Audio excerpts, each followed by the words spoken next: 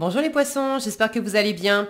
On va découvrir ensemble vos énergies pour le mois d'août. Gardez bien à l'esprit que ce sont des énergies générales, c'est comme une sorte de météo et vous seul décidez de ce que vous en faites. Donc prenez uniquement ce qui résonne pour vous dans ce tirage et le reste vous laissez. Je vous invite également à consulter les vidéos de votre ascendant et des autres signes de votre thème astral pour compléter ces informations. Ici, l'énergie générale qui va vous accompagner pendant tout le mois, l'énergie dans votre vie active, concrète, physique, tout ce qui est matériel, votre vie relationnelle, votre vie intérieure, donc ça c'est vous, comment vous vous sentez, comment vous vivez les choses, la force qui vous soutient, le challenge à relever, le conseil qui vous est donné pour aborder ce mois d'août au mieux, où est-ce que vous en êtes à la fin du mois et un petit message de l'oracle. Les jeux que j'utilise dans ce tirage sont le Mermaid Tarot et le petit oracle des guides de lumière. Vous retrouvez sous chaque vidéo en description le lien pour les guidances personnalisées si vous souhaitez en faire une avec moi. On est parti. Alors, super, l'énergie qui vous accompagne, c'est la lune, c'est votre énergie, les poissons. Donc déjà, il y a l'idée d'être pleinement vous-même pendant ce mois d'août. Au contact de votre sensibilité émotionnelle, au contact de votre créativité, de votre intuition, de votre empathie. La lune indique aussi que vous pouvez traverser pendant ce mois d'août des zones d'ombre, de ne pas savoir exactement où vous êtes. Est-ce que je me fais des illusions ou pas? Est-ce que je peux y croire ou pas? Et peut-être d'aller à la rencontre de vous-même, à la rencontre de vos zones d'ombre. Peut-être pour certains une démarche de développement personnel, de descente intérieure, de méditation, de thérapie. Bon, vous me direz dans les commentaires et on va voir comment ça se décline. Alors, vous avez un 9 d'épée, une étoile, une grande prêtresse, et oui, très dans l'intériorité. Un 6 de bâton, un 4 de bâton, les amoureux et le roi de bâton pour finir. Bon, je commence tout de suite par là. Votre vie intérieure pendant ce mois d'août, c'est vraiment en écho à cette énergie générale de la lune. Vous avez la grande prêtresse, beaucoup d'intuition, beaucoup d'intériorité, beaucoup de connexion à votre âme, au ressenti, à une part aussi secrète qui fait que on ne sait pas exactement. Quand je dis on, le mental, c'est sûr, le métal, le métal, oui, le métal des épées, ici, le mental pédale dans la semoule avec des énergies comme ça. Le mental, il est dans la confusion, il ne sait pas exactement qui, quoi, où, quand, bon.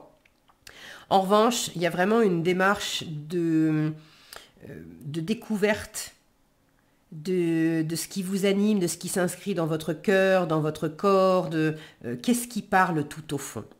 Là, il y a une descente en vous. Donc beaucoup d'intériorité. Vous êtes assez posé, silencieux, peut-être assez silencieux d'ailleurs sur ce qui se passe en vous. Ça ne veut pas dire que vous allez rester muet comme une tombe pendant tout le mois d'août, mais d'ailleurs dans le relationnel, ça se passe super bien. Mais il y a des choses que vous gardez pour vous.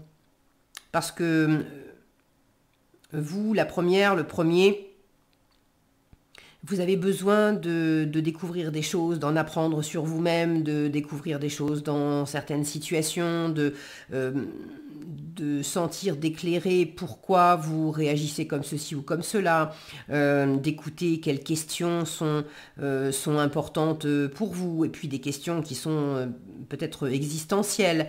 Vous avez besoin d'être dans cette bulle où vous vous interrogez. Très connecté, très intéressé par la spiritualité, l'ésotérisme pour certains. Là encore, vous observez, vous écoutez, vous apprenez. Vous n'agissez pas forcément, vous ne communiquez pas forcément. Vu de l'extérieur, on peut avoir l'impression qu'il ne se passe pas grand-chose, mais intérieurement, vous êtes très actif, active. Là, il y a un besoin aussi d'éclairer en vous, de comprendre les remous émotionnels auxquels vous pouvez faire face. Parce qu'il y a quelque chose qui se manifeste, qui s'agite. Et quand je dis remous, c'est pas nécessairement mauvais, d'accord? Mais j'ai la sensation que...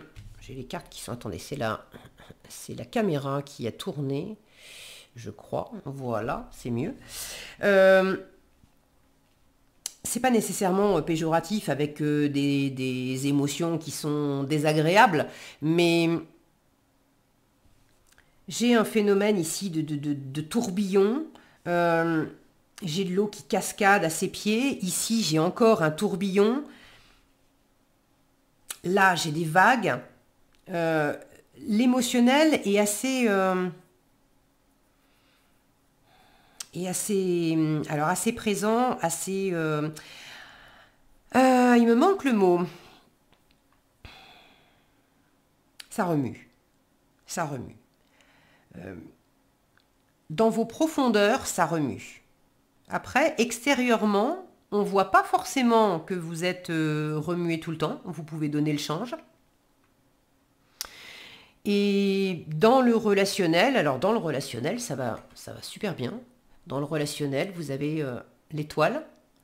Vous êtes guidé, vous êtes protégé, vous avez un environnement qui vous soutient, qui vous convient, avec lequel vous pouvez communiquer. Il y a vraiment de belles choses dans le relationnel. Alors pour certains, ça sera plus amoureux, pour d'autres amical ou familial. Mais vous avez cette possibilité d'être pleinement vous-même auprès d'une ou plusieurs personnes de votre environnement.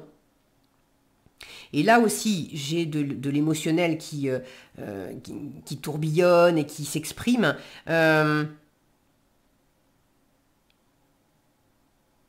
C'est comme si, dans le relationnel, vous montriez le bon, entre guillemets, le bon côté des émotions, la joie, tout ce qui va être agréable, de montrer que ça va bien, que vous êtes heureux, que vous êtes pleinement vous. Le relationnel vous aide d'ailleurs à être pleinement vous, vous aide à réaliser des rêves, à avoir confiance en vous, à avoir confiance en l'univers. Il y a vraiment des échanges qui sont très porteurs pour vous et vous amenez aussi de belles choses à votre environnement. Mais vous montrez, vous exprimez quelque chose de très agréable au niveau de l'émotionnel. Et j'ai la sensation que intérieurement, il y a des remous moins agréables parfois que vous n'exprimez pas, que vous ne montrez pas à votre environnement. Parce que vous-même, vous les avez pas compris. Et tant que c'est pas compris, tant que c'est pas éclairé, vous prenez ce temps pour observer d'abord en vous, et seulement après, vous allez peut-être en parler avec les autres. Mais ne vous retenez pas de le faire parce que ça vous fait vraiment du bien.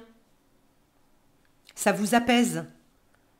Si vous ne trouvez pas les réponses seul, vraiment, parlez-en à votre environnement parce que là, vous allez avoir de l'éclairage et l'univers va utiliser vos proches pour vous faire passer des messages et pour vous donner les réponses aux questions que vous aurez posées justement dans le silence de votre intériorité, de votre intimité, juste entre vous et vous. Vous avez, il y a des moments où vous allez envoyer des questions à votre âme, à l'univers, et l'univers vous répondra à travers le relationnel. Il y a des amis qui vont vous dire, des amis ou des proches, qui vont vous dire certaines choses sans que vous leur ayez posé directement la question. Ils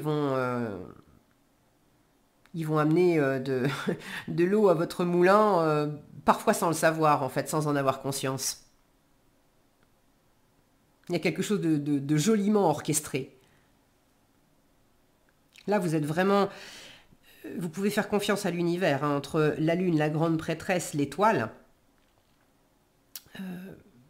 L'univers est à vos côtés, votre âme vous parle et quand bien même vous vous sentez par moments perdu et notamment c'est pas que vous vous sentiez perdu dans le domaine matériel, mais vous vous sentez dépassé, fatigué. Là, c'est trop. 9 d'épée. Il y a trop de pression. Il y a trop de choses à faire. Il y a trop de... il y a trop peut-être de critiques, de jugements. Est-ce que ça vient de vous? Est-ce que ça vient de l'environnement? Est-ce que trop de sollicitations, trop de... des échanges qui sont peut-être pas aussi sereins que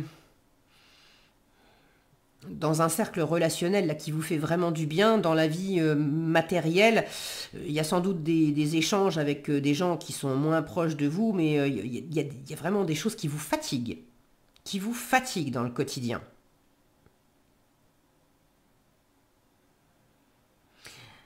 Maintenant, c'est le mental aussi qui s'agite beaucoup trop sur des affaires du quotidien. Sur du financier, sur du professionnel, sur les choses à régler dans le quotidien. Ça va être aussi penser à faire les courses et qu'est-ce qu'on va manger à midi et comment je vais préparer les vacances ou au contraire d'être en vacances et d'être déjà en train de penser à la reprise du travail. Le mental par rapport au quotidien, par rapport au matériel, aura tendance à s'emballer. Et en challenge, vous avez... alors, pour calmer le jeu, vous revenez en vous-même là pour essayer de demander non pas des réponses à votre mental qui pédale dans la semoule, on l'a vu, mais d'être à l'écoute, de faire le silence du mental, de faire cesser le bavardage intérieur, de faire silence pour laisser remonter intérieurement des réponses beaucoup plus intuitives. Et en challenge, pour terminer cette diagonale, vous avez du mal à vous poser et à vous réjouir avec certaines personnes. Pour certains, vous avez votre défi, c'est un engagement avec quelqu'un. Alors, est-ce que c'est un défi parce que vous ne savez pas si vous allez vous engager ou pas? Est-ce que c'est un défi parce que l'engagement, il est prévu, on a prévu de se marier, on a prévu d'emménager ensemble, on a prévu de signer un contrat de travail. C'est pas forcément amoureux, mais c'est un engagement. C'est prévu, c'est décidé, mais ça vous met dans tous vos états. Parce que ça implique des choses à faire, organiser un déménagement, organiser un travail, organiser une vie différemment parce qu'on va avoir des nouveaux horaires de boulot et qui vont changer la donne. Bref, il y a quelque chose qui impacte entre l'engagement qui, à la base, devrait être quelque chose de joyeux, d'agréable, de posé, de serein, et la concrétisation de ça. Est-ce que ça vous prend la tête parce que vous avez du mal à aller vers ça, à concrétiser cet engagement? Est-ce que ça vous prend la tête parce que vous avez déjà décidé ça, c'est déjà là, l'engagement il est déjà scellé, mais ce sont les conséquences de cet engagement qui sont... soit c'est la préparation de cet engagement qui vous stresse, soit ce sont les conséquences de cet engagement, mais c'est pas de tourpeau. Là où il s'agirait justement d'être à l'image de ce couple, posé, tranquille, serein, on se fait un pique-nique au clair de lune pour savourer le fait d'être ensemble, de s'aimer et d'avoir choisi d'être l'un auprès de l'autre, ça devient... c'est pas de tourpeau. C'est pas de tourpeau. Ça veut pas dire que c'est pas bon. Vous avez de très jolies cartes une fois encore, vous avez l'étoile dans le relationnel, donc... un engagement par rapport à une autre personne, que ça soit amoureux ou pas, de toute façon, c'est quand même protégé par l'étoile. Et en conseil, vous avez les amoureux, en plus, qui vous dit, écoute, vraiment, lâche le mental, fais le choix du cœur. Et le choix du cœur, c'est où est-ce que ton cœur se sent en paix. Observe aussi... qu'est-ce que tu crées?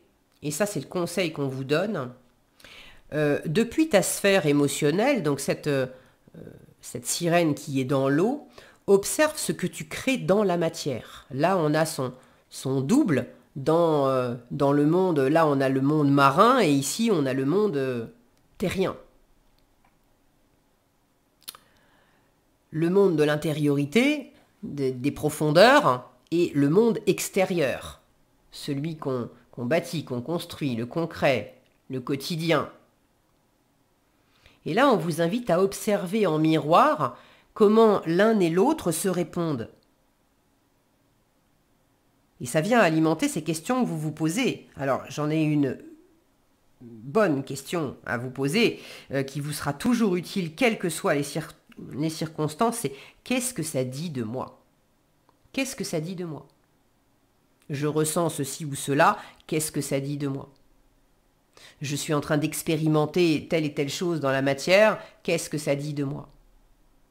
Je me sens bloqué, limité par ceci ou cela, à quoi ça me renvoie? Qu'est-ce que ça dit de moi?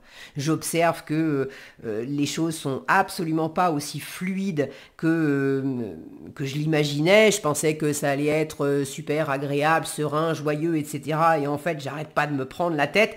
Qu'est-ce que ça dit de moi? À quoi ça me renvoie? À quelle peur? À quelles insécurités? Et du coup, en dessous encore, à quels besoins ça me renvoie? Qu'est-ce que ça dit de moi? C'est une question à plusieurs couches. Ok, ça me montre ça. Ok, et sous ça, qu'est-ce que ça dit de moi? Donc le conseil, c'est vraiment descendez dans vos profondeurs pour observer en quoi ça répond, en quoi l'intérieur répond à l'extérieur et vice-versa. Prenez le temps d'être dans l'harmonie à vous-même. Prenez le temps de sentir cette voix du cœur. Là, vous êtes dans un tirage très sensible, très intuitif, très à l'écoute. Et des questions concrètes, physiques, matérielles, si vous espérez les régler à coup de seules stratégies, raisonnement logique, analyse intellectuelle, ça aura vite ses limites. Le conseil qu'on vous donne, c'est le 6 de bâton. Le 6 de bâton, c'est mets-toi en avant. Et puis, surtout, sois dans une dynamique de réussite, d'optimisme, parce que c'est quand même la victoire, le 6 de bâton.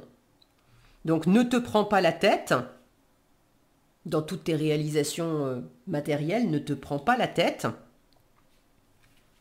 Hop là, focalise-toi sur qu'est-ce que tu veux concrétiser. Mais qu'est-ce que tu veux concrétiser depuis le cœur, depuis la passion, depuis ce qui t'éclate, depuis ce qui t'anime?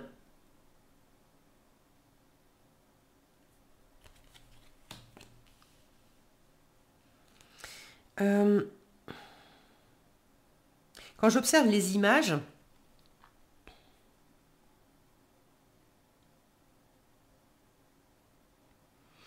il y a comme aussi le conseil de faire entendre votre voix, je vous disais de vous mettre en avant, mais de faire entendre votre voix haut et fort, là où vous avez peut-être tendance aussi à être plus replié sur vous, et puis à peut-être attendre une espèce d'idéal où on vous accueille, on prend soin de vous, on est...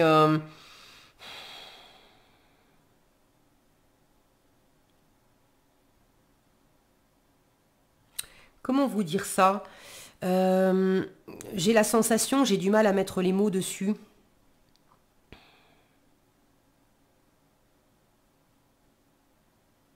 Voilà, là j'ai les mots, acteur, spectateur.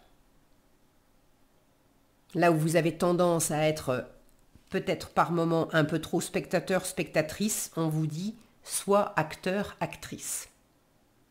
De ce que tu veux, de ton bonheur, de ce que tu souhaites, quels sont vos vœux les plus chers, les poissons, pour ce mois d'août, et qu'est-ce que vous pouvez entreprendre pour aller vers ça? Comment vous pouvez vous éclater? Attendez pas qu'on vienne vous prendre par la main pour vous dire bah tiens, on va faire ça, ou Non. Il y a l'idée de vous regarder droit dans les yeux aussi, dans ce que vous matérialisez, dans ce que vous créez ou dans ce que vous ne créez pas. Ou est-ce que je suis en train de faire des projections et d'avoir des attentes dans une espèce de passivité? Mais j'ai des attentes, mais pour autant, peut-être que ça se concrétise absolument pas comme j'attends. Mais si je reste coincé dans certaines attentes, à l'image de ce personnage qui a la tête entre ses mains, si je reste coincé là-dedans à me boucher les oreilles et non, non, non, non, non, je veux pas, je veux pas, je veux pas, je veux pas, et en même temps je bouge pas non plus,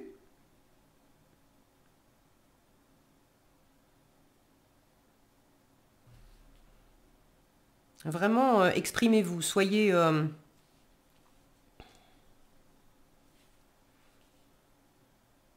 ouais, soyez acteur, actrice, je peux pas mieux résumer que ça. En résultat, je pense que vous allez aller dans cette direction parce qu'on a un magnifique roi de bâton qui n'a pas les deux pieds dans le même sabot. Regardez comme il est beau, ce roi de bâton. Il entreprend, il ose, alors lui, il est absolument acteur. C'est un leader, il a une force de mise en œuvre qui est... qui est assez puissante. Et là, vous êtes délibérément tourné vers l'avenir, il y a beaucoup de charisme, il y a beaucoup de présence, il y a beaucoup de... vous vous affirmez.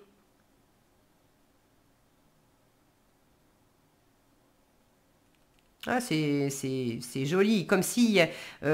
passer cette phase de préparation, d'intuition, d'incubation, il y a quelque chose qui s'exprime vraiment dans la matière et qui s'exprime avec puissance et avec panache. Donc c'est plutôt joli tout ça.